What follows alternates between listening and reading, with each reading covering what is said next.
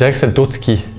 C'est le tour de ski parce que j'ai toujours rêvé de pouvoir faire cette course. C'est vraiment incroyable de regarder ça à la télé quand j'étais plus jeune, de suivre ça.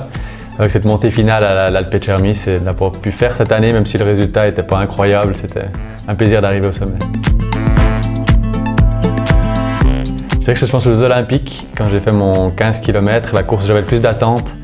Et là en fait j'ai eu des gros soucis de dos et ça m'a empêché de pouvoir m'exprimer comme j'attendais et puis que ça tombe ça m'arrive à plusieurs courses mais que ça tombe sur la course la plus importante des Jeux Olympiques, ça fait assez mal, c'est le moment.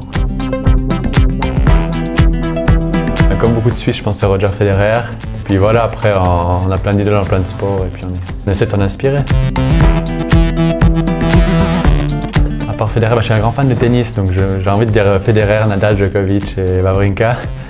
Mais sinon, en ski de fond, j'ai toujours aimé Dario Colonia, mais aussi des Peter Northug, mais Thomas Alsgaard à l'époque. Donc c'est pour parler de quelqu'un quand j'étais plus jeune et je suivais le ski de fond.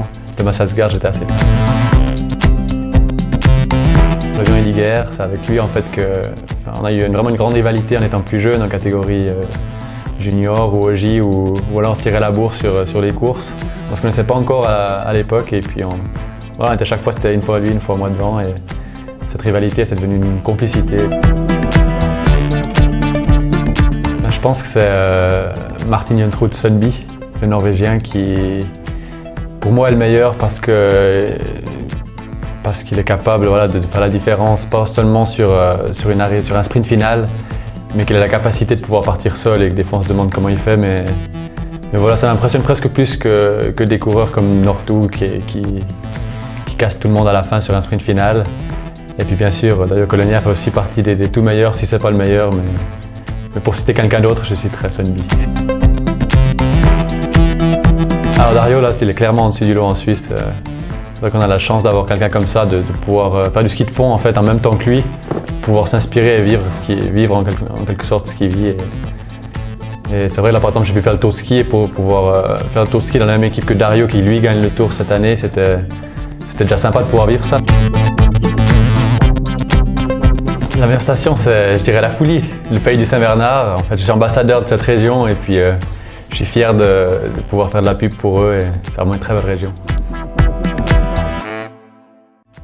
Je dirais que c'est Davos, surtout parce que c'est la piste sur laquelle j'ai fait ma première Coupe du Monde et c'est là que je m'entraîne aussi régulièrement et que j'ai fait mes meilleurs résultats également, donc j'ai pas le choix de dire voilà, Davos.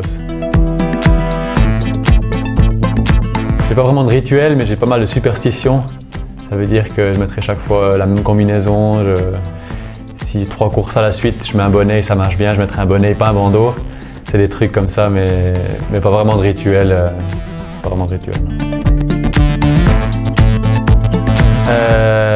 En fait, je suis à l'université en sport à Fribourg, donc ça m'oblige à pratiquer l'autre sport, avec plus ou moins de plaisir, ça dépend de quel sport, mais voilà, par exemple ce semestre, je dois faire du badminton, du volley, de la natation, donc j'essaie de faire plusieurs sports différents, mais voilà, dans chaque sport, je prends beaucoup de plaisir.